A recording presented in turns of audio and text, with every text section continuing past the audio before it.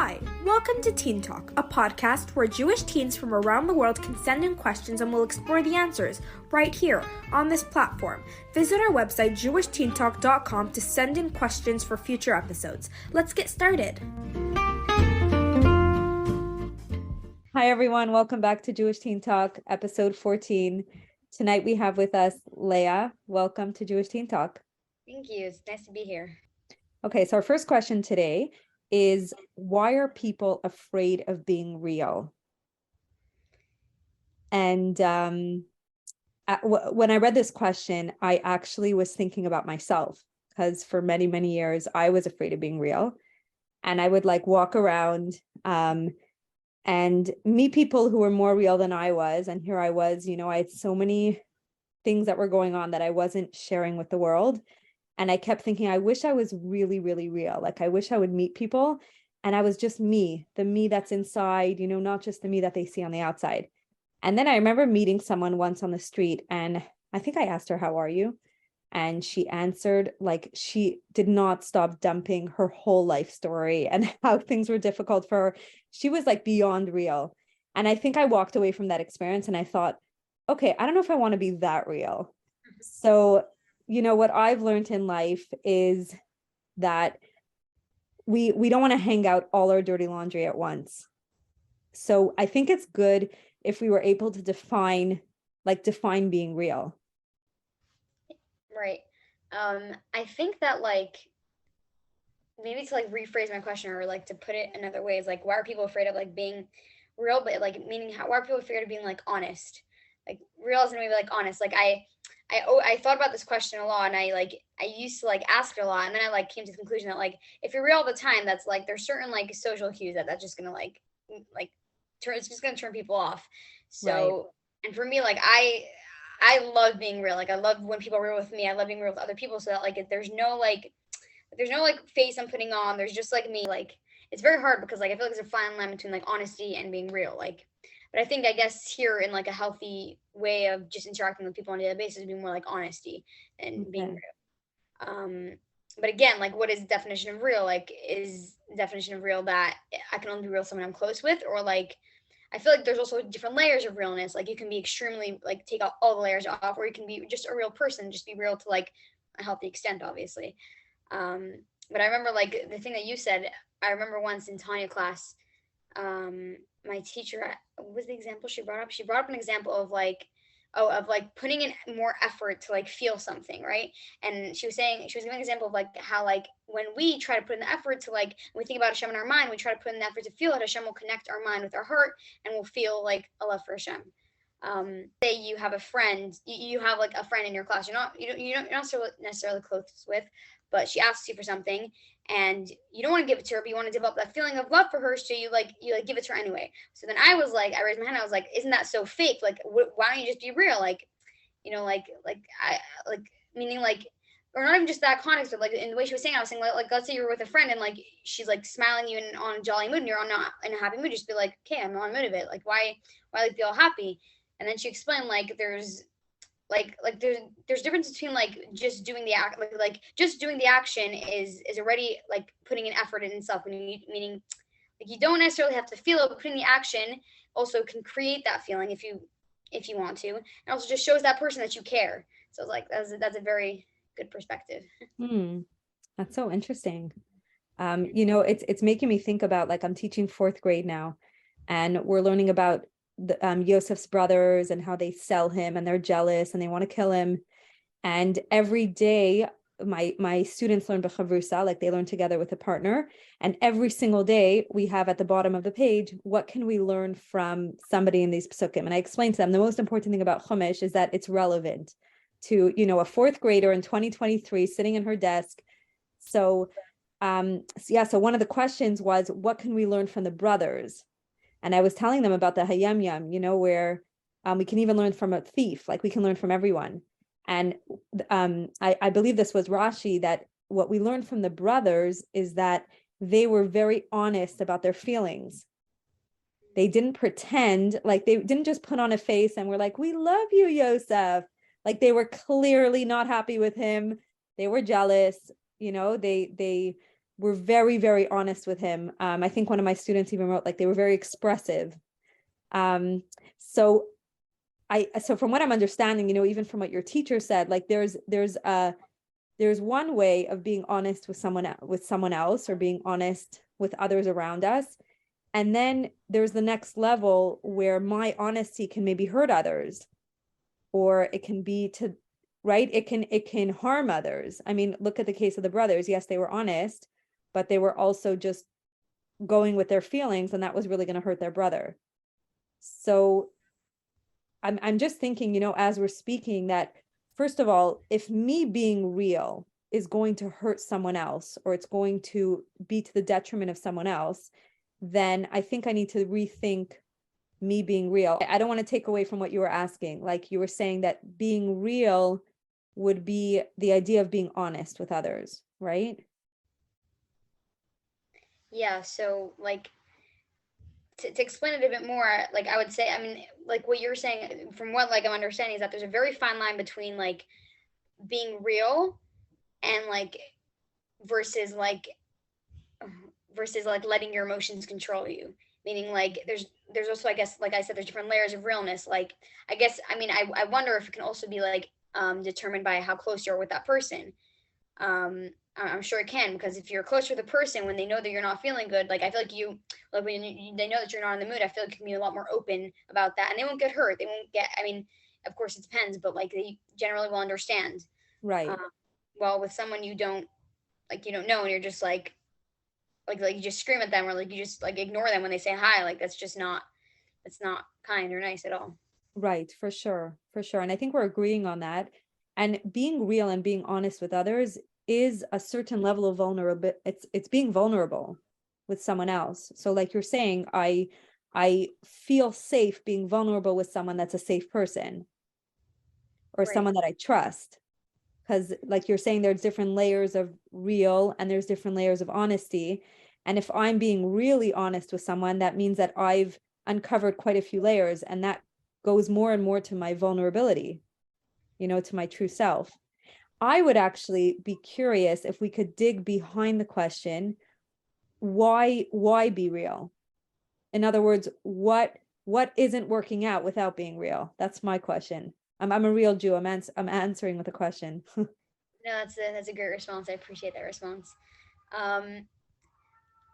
I guess for me, it's also like one thing that's very hard to one thing I don't have a lot of clarity in is like being able to determine how like like how real, or like how close you have to be to a person in order to be real, or like how real you should be with a certain person. Meaning, and also like I can't say this for like all girls marriage, but like for me, like especially, I know that like when I create a friendship with someone, like I specifically want to put in the effort. Like I'm initiating friendship because I want to have a good friendship. I want to grow from them, and I want to have a real friendship where we can be real with each other and everything like that. But a lot of times, like it'll be very confusing, because like you'll get that real friendship, like seem it'll be real, and then afterwards, like after you finish that good conversation, let's say, you no longer will be real. So it's kind of like, it's hard for me, because I really love being real, and I love being vulnerable, and love that it's also a connection. Like you feel like you're so connected to someone else when you're so real. Yeah. Okay. Wow. Thank you for sharing. It's a good want. It's a good desire, because it shows how real you are, and how deep you are. And, it shows a lot of strengths on your end that you have, to bring to a relationship. And I believe that, based on my experience and what I've seen in my own life, is that a lot of times people are scared to be real because they've been hurt. So they may have been in a relationship already where they opened up and they were honest and they were very vulnerable, and maybe they shared, things about themselves that they wouldn't open up to someone else. And then they got hurt. Either the other person didn't know how to reciprocate, the other person didn't know how to handle all that information. Maybe the other person went and told whatever they said to someone else. So a lot of times people are afraid. And you asked it well. People are afraid of being real. They're afraid of getting hurt. And it's a very human, it's a very, very human reaction, and it's a healthy reaction. Because again, if we were to all walk around like this woman on the street that just opened up about all her woes and all her troubles, I probably could have given her another hour or two. Like, there would be something wrong. There's a certain level of honesty that will show to certain people, and then to others where we really feel like we've established a connection and a safety and a closeness, we'll be able to open up more. And it could be that somebody who's not on the receiving end and is not reciprocating, because in a relationship it is a two-way, it could be that maybe they've been hurt in the past, or maybe they can't even access that realness inside of them. Some people are not tuned into it as much as others. All right, that's a very good point. I guess also like the point that you said that like people are afraid of because they've been hurt. But I also find that like there's such like, and this is so valid because like I myself have had this stage where I'm like so like I have such a big fear of not having healthy boundaries within relationships that when like you show the tiniest bit of you being real, people get very scared and they close up or they like distance themselves. And it's so hard for me because it's like I'm not trying to be dependent on you. I'm not trying to put all my stuff on you. I just want to like have a relationship here, and like it's just very hard to like to see that, I guess. Yeah, for sure. And like it sounds also like, I think for people who are questioning, how can I be more real? I just feel like, too fake, or it's a part of them that's a very strong part. Like it's a very deep, connection with self. And I don't think that desire ever goes away.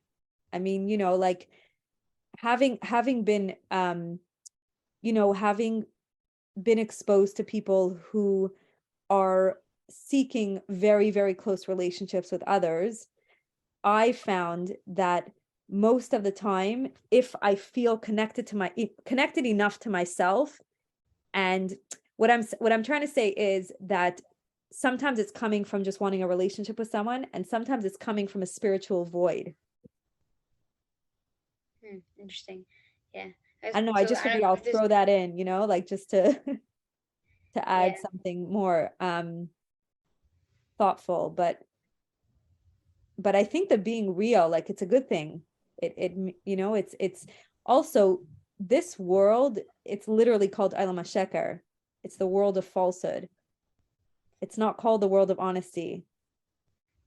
No. Yeah. So so I think people who want that realness and that connection and sometimes are seeking it and can't find it, it's harder to find in this world. It's just a fact. Yeah, it's very true. And I don't know if this is what you're going to say, but like, also like you realize like how, I mean, again, a lot of times when I make statements, I feel like they're judgments, but from what I've seen is like a lot of people, like they don't even have that connection with themselves and therefore they can't like, they don't want, they can't like have that, not have, but they don't have that deep desire of a connection with others. And like, I feel like the connection with yourself comes first. And it is a judgment I'm making. I'm not, it's a very general statement, but I've just like observed that a lot. Right. And it's true what you're saying.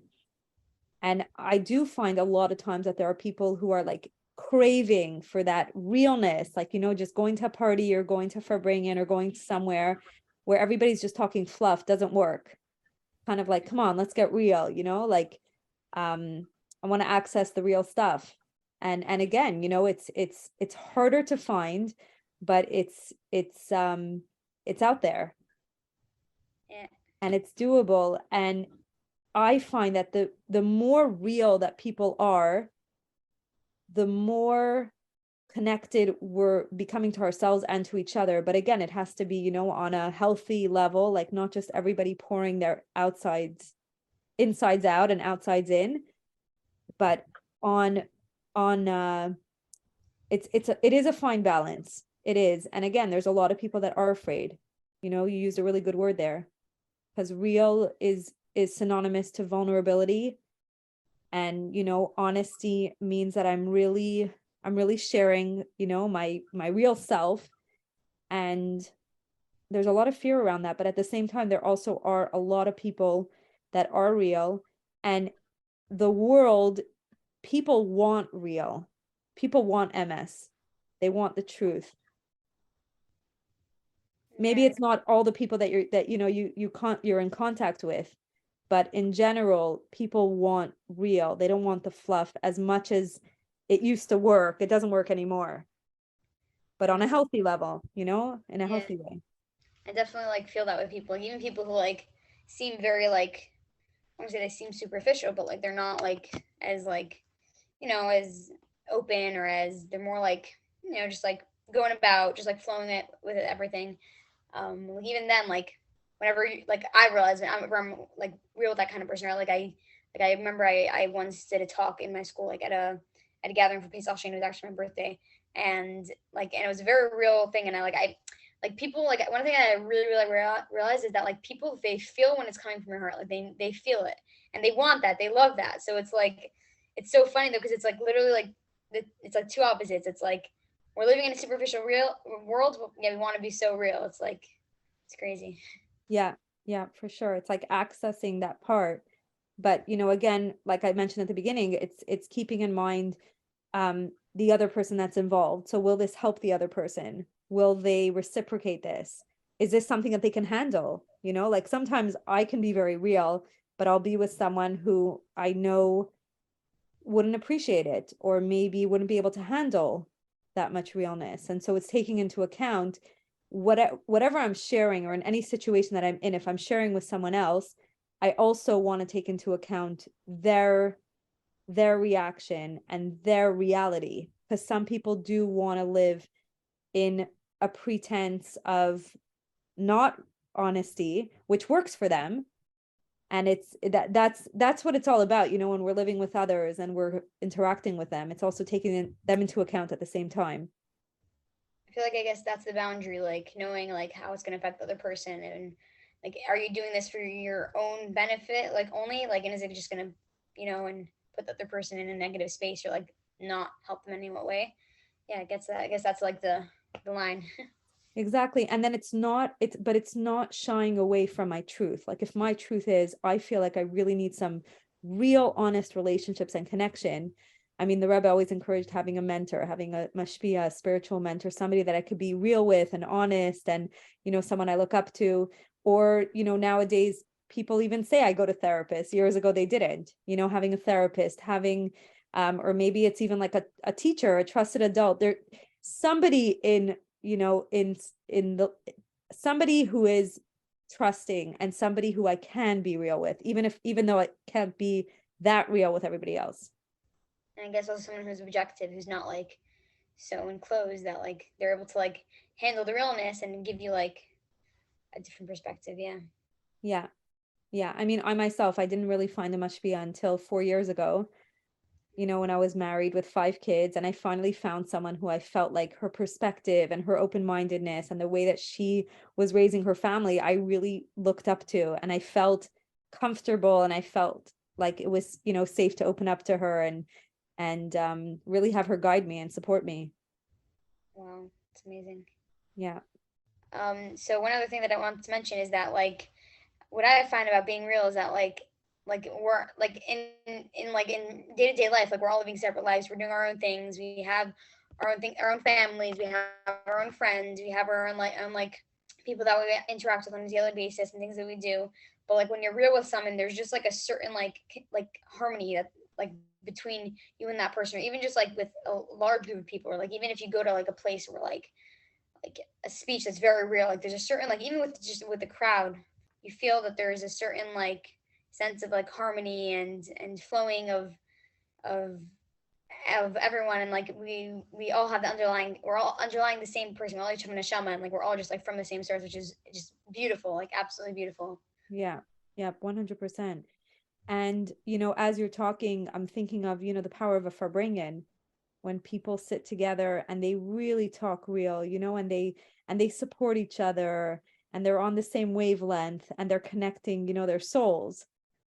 For men, they need a little bit of, mashke. For women, we're just intuitive, and we don't need any of that. We just open up and we're real with each other. And it's beautiful the way you're describing an environment that's healthy to, connecting with each other, and becoming real with each other, and growing together.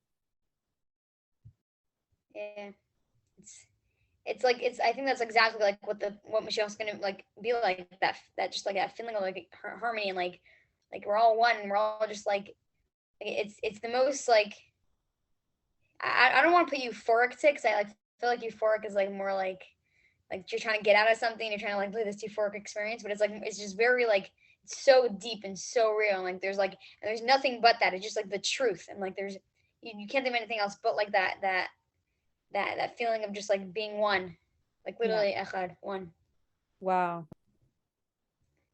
Okay, so the next question that I had is ego synonymous with pain?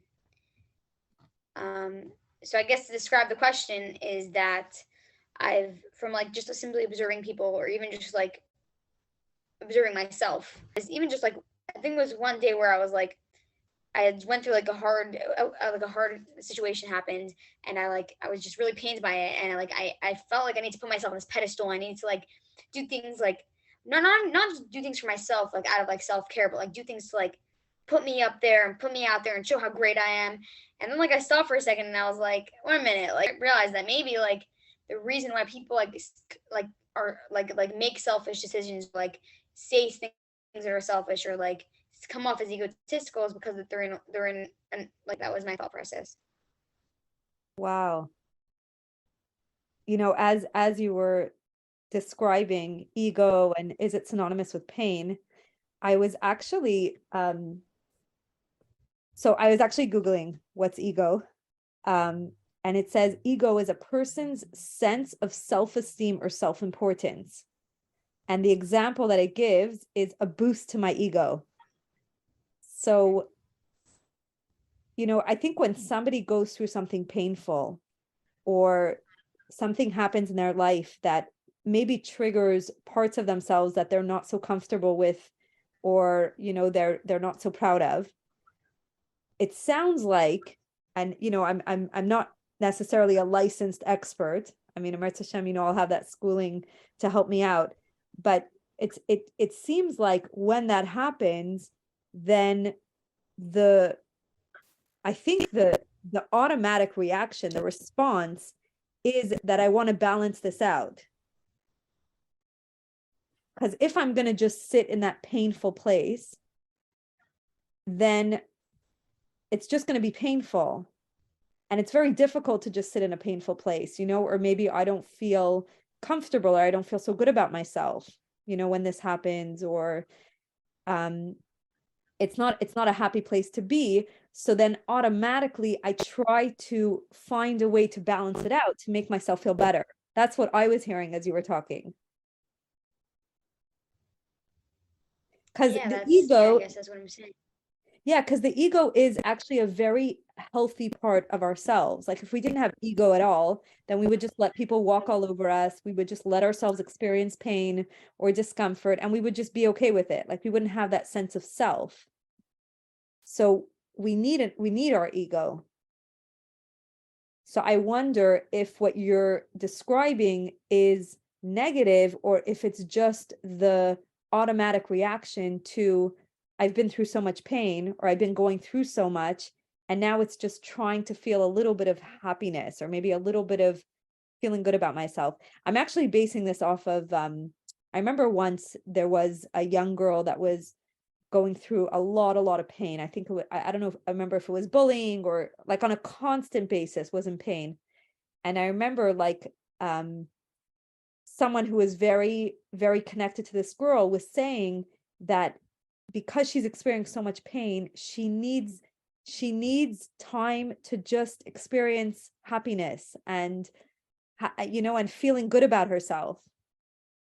So maybe it's just our automatic reaction to pain. And it's not necessarily like you're saying that someone's trying to be mean, or someone's trying to be like all about themselves. It's really like they're in a lot of pain. And so they just have to kind of counteract it with some just I don't know, like a better sense of self. Does that speak to you, or?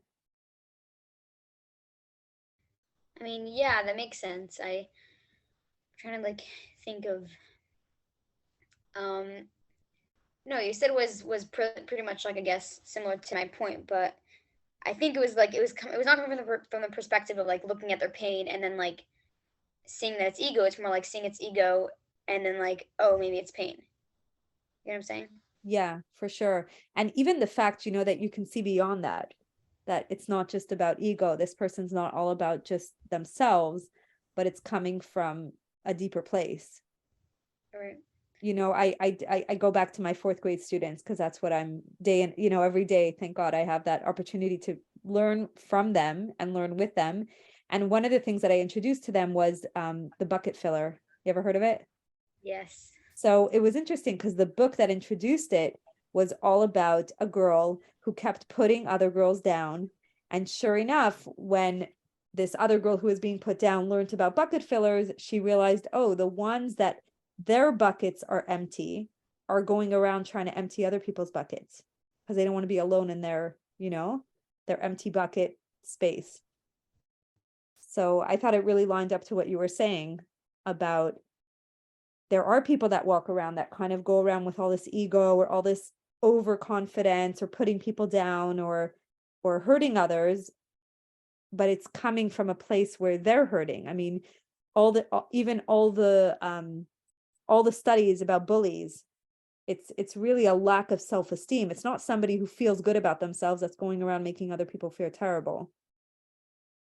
It's somebody who maybe feels misunderstood. It's somebody who doesn't feel good about themselves and they're trying their best to have other people understand them, accept them. I mean, they're doing it the wrong way, but essentially it's coming from a painful place. It's not coming from a place where they're all confident, because if they were, they wouldn't be doing that. Right. And I guess it's also like it's so painful to see how like other people will just like automatically assume they're egotistical, they're selfish, and they won't respond to them nastily. And it just like like that's what you can do for them. Like you don't know what they're going through, you don't know what pain that they're in. Like I feel like the one thing that you can do is just like give that person space and love. Yeah. Yep, that's such a practical and amazing way to say it. It's true. And recognizing, I mean, like I've heard hurt people hurt people. So people who have been hurt or are feeling hurt, they're going to hurt others. Yeah. Yeah. And like I don't know. It's also hard for me to like I can say for myself when I was in a state of a lot of pain, I acted the same way. I acted in like as you said, like trying to make myself just feel happy as much as I can. And like I wonder like if when I was in that space, if someone came up to me and like just like asked me like or, like knowing how much like I kind of like grew from that, or like Right. how much I've overall like come out from that, or like where I am now. Like I wonder if like giving that person that boost, like you're like giving them that even that self-awareness that you're in so much pain, like maybe work through it, but like I don't even know if that's like the proper thing to do. I'm just like wondering if that's even Yeah, it's such a good question. I you know what, I was just thinking of two things. The first thing I was thinking of was that there was a story, and I don't remember which Hasidic rabbi. So if anybody knows, you can, send it to Jewish Teen Talk just to help me out here. I'm pretty sure it was with the Frierdiker Rebbe, but I can't remember which Rebbe specifically, but basically, or the Rebbe Rashab. And it was basically that one person was putting down someone else. And so one of the Rebbeim said, either to make yourself feel higher, you can push other people down and then you feel taller, or you just take a chair, you stand up on a chair, and then you're taller automatically, but it's not at the other people's expense, not hurting other people and pushing them down so I could feel better about myself. But like you were saying, sometimes it's our default and we do it. And it could also be that we're in so much pain that we can't even see past our own pain. Like, when I was going through crazy anxiety, and I mean, I'm just giving one example, a very extreme example, because it was really beyond me. It's not something I needed medication to really help me through. But I remember seeing how pained the people around me were, how much they were trying to get me out of it and to help me. And I remember seeing their pain and recognizing it, but there was nothing I could do beyond myself to make them feel better, because I was in so much pain. Right. That's like the craziest thing. I feel like, I don't know, like in that space, like I feel like you just like you just have to give it over to Hashem because you can't even handle it. Like you can't like do anything about it because yeah, that's wow. Yeah. And Leah, I love how you brought in Hashem, because the next thing I was going to say was that I've heard in the 12 steps that ego stands for edging God out. That's He is funny. edging God out, right?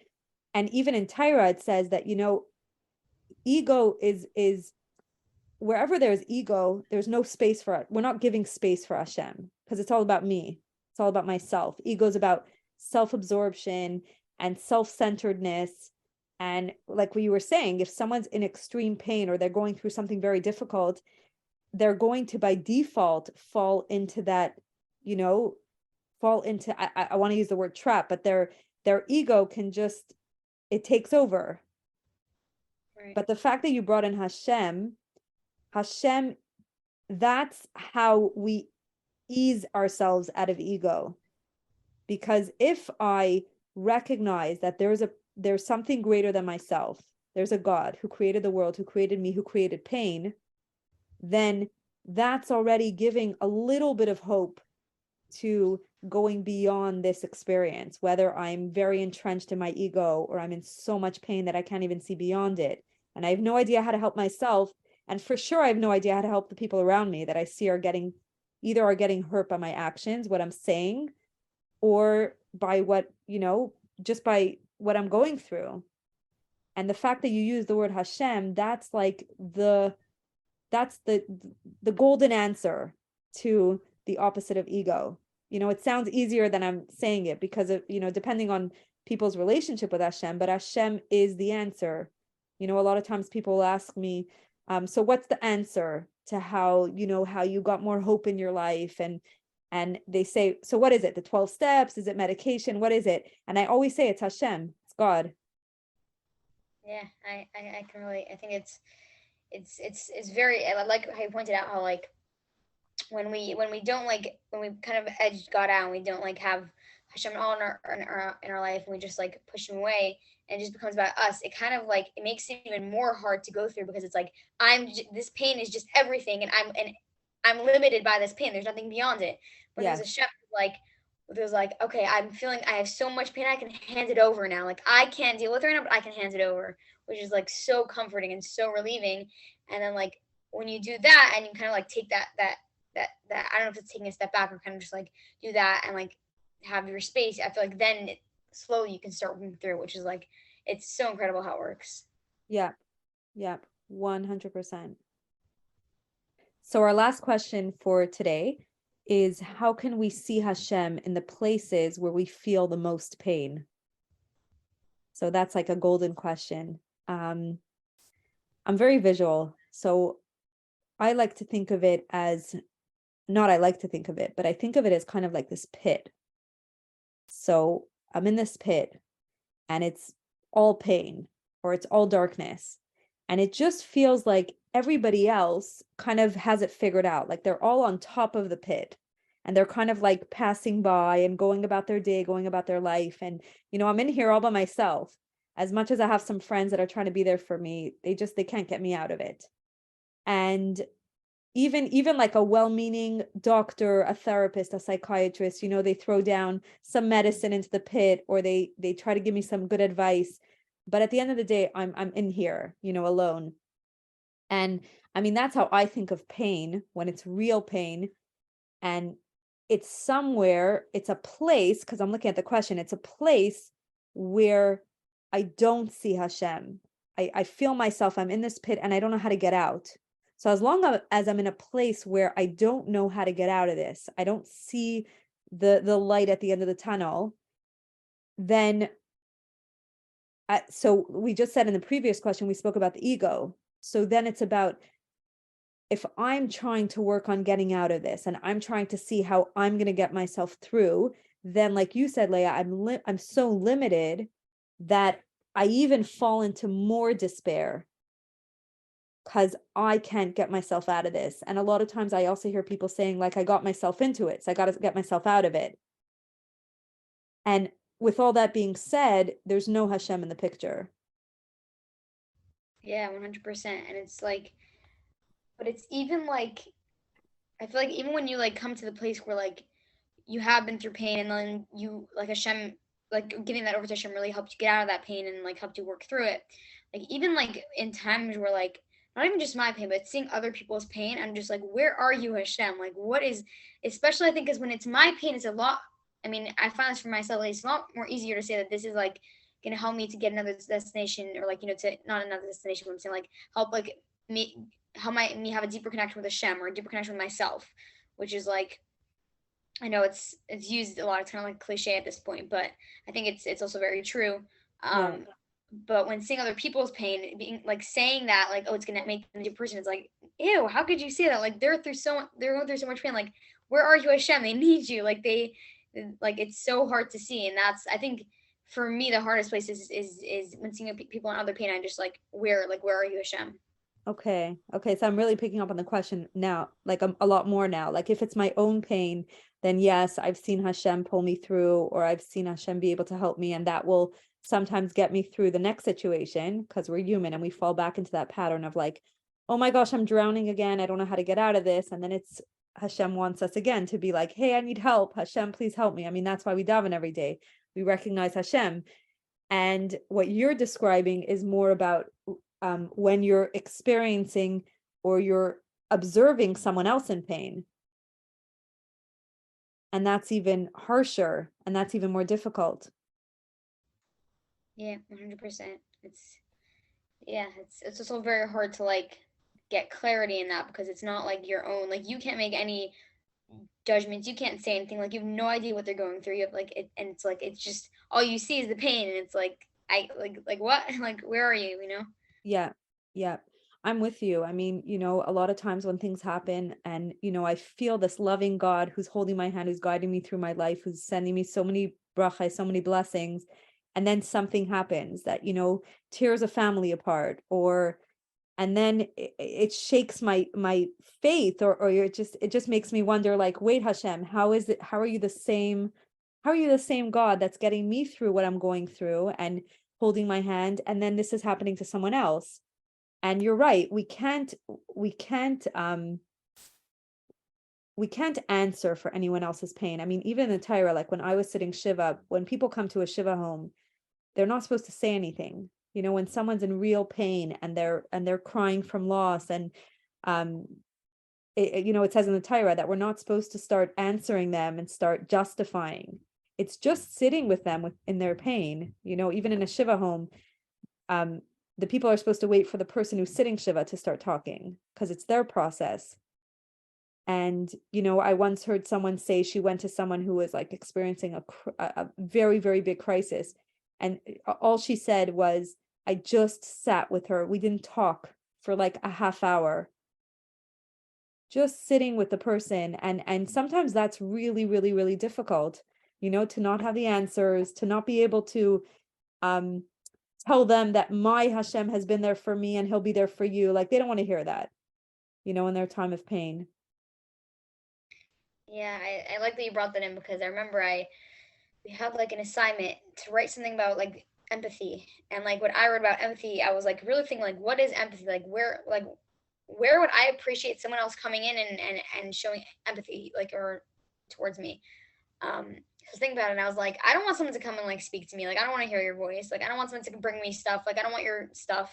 Like, and like you said, I just like if someone could just come and like just sit with me and just like or just like look at me in the eyes and like show me that they feel my pain and they're really with me in this, and they just like sit with me, like you said, just in silence. Like I think that is like real empathy.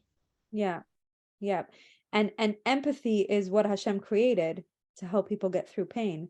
So, the question itself was, how can we see Hashem in the places where we feel the most pain? When we see someone who can sit with someone else and just say, I'm here for you. And how can I be there for you? I don't even know how to be there for you. I can't even imagine what you're going through. Whatever words are coming from the heart, words that come from the heart enter the other person's heart. That's holiness. That's godliness. Whether or not, we're discussing Hashem or how he's the one who created this problem, he'll get you out of it. The person might not want to hear any of that right now, which is and it's just honoring their process. And it's what you described earlier, that's true unity, like being able to sit with someone and be empathetic with them, and just feel for their pain, and not having the answers. Yeah, 100%. And also, like, it's also, but sometimes I think what's even harder sometimes is when people are covering up that pain and you see that and you're just like, I wish I can just like, I mean, like, you can't tell someone how much pain that they're in, or you can't like, like force someone to face that pain. But it just like, it's so like, it just makes me think like, where are you, Hashem? Like, this is like not only are they experiencing the pain, but they don't even like see it, or like they're just running away from it. They don't even like, they're not even like necessarily aware of it even. Yeah. And it's for some reason Hashem created this world with the pain. He wanted, I don't know, the pain is there for a reason, because if he created the world, he's the master creator. But like Right. you're saying, even if I see the good in this, or I see how this will help me, the other person who's in that place of pain is not necessarily ready to hear me say, don't worry about it. You have the strength within you, Hashem, Yeah, 100%. I also think that like what you said, the world was created like this, like how I think of it, and it's even like hard to say this, but like in reality, like how was the world created? Like Aish Mayan, from nothing to something, and then how are we meant to like, how is it meant to like, how's the world meant to unfold like through Mashiach times is Mayan Ve'esh, like from something to nothingness, meaning that like, and like I guess also like in the concept that like something that is so high up in the spiritual realms is so low down here in this world. So I guess like that pain, we're able to be there for each other and like just have that empathy and like have that like unified feeling, or that unified connection. It goes back to also realness, like just being that real. It has that certain like just oneness, like nothing but it, so to yeah. speak. Yeah, it's making me think of that song. I don't remember it by heart, but it was like Hashem once sent an angel on earth. Do you ever hear that one? And the angel, and Hashem was saying, find the most precious thing for me. Anyways, and the malach brought something back, and then the angel brought something else. And sure enough, finally, when he brought the tear, like a person's tear, Hashem said, this is so precious to me. I think it was an Abe Rottenberg song. Yeah. Yeah, it was a really good one. Yes, he has amazing songs. Yeah. But like again, going back to our own experiences, or I can speak for myself, painful times that I've been through, like the idea of the purest olive oil is after the olives have been through, like, they have to be crushed, and they go through such a grueling process to become pure olive oil. And any painful experiences that I've been through have only made me just more, maybe closer to Hashem, but also closer to myself. And that's how I can, be able to hopefully make this world a better place. And sometimes it only comes through the pain. And again, that's the way Hashem designed the world. And he has a master plan, maybe that we're not privy to in this world that's not yet at perfection yet. But everything we're doing, and like you said, just sitting with someone in their pain and just being there for others, and connecting with each other, that's only going to bring this world to a better place. 100%. Yeah. I think also like just to add one last point, I think that it's also like sometimes this is not, I mean, this is relevant to this question, but like also going kind of back to the first one, like about being real. Like sometimes I'll even like ask myself like okay, like let's say someone goes through so much pain, right? And they're so pure now. Like sometimes it's like I don't want to be this pure. Like sometimes I just want to be able to live that easy or like that. Like people are doing it their whole lives. Like why can't I do that? Why do I have to be so pure? And not only that, but like when I'm so pure, I always have to like look at things from a deeper lens. Like what's the end goal? Like this is really for this. And it's like, why can't I just take things as is? So like in that way it can kind of be like frustrating. Yeah, 100%. And wanting to be real and having that experience of whatever it is, whether it's pain or just, like becoming more connected with myself, which connects me more to Hashem in this world, those kind of experiences and that feeling of like, I wish other people were more real, is because we're living in a world of falsehood. And it's Yeah. not yet a world of truth. And I guess it's also like a motivator to like make it the world of truth, bring Mashiach. 100%. I love that